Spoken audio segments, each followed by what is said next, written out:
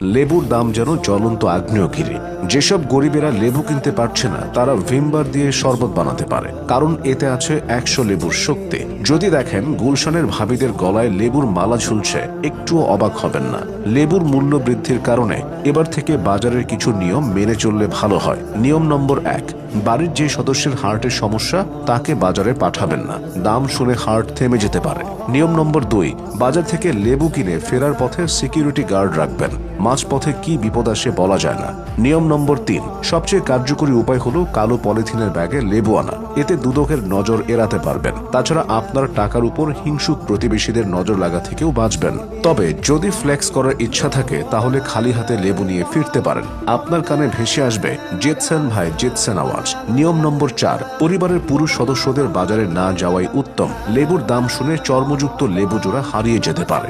আপনি একদিন কবরে চলে যাবেন, আপনার নাতি নাতনিরা থাকবে, তাদের জন্য যদি ভালো কিছু করতে চান বাড়ির উঠানে একটা লেবু গাছ লাগান। 2070 সালের পর প্রতি রমজানে তারা আপনার জন্য মোনাজাতে দোয়া করবে।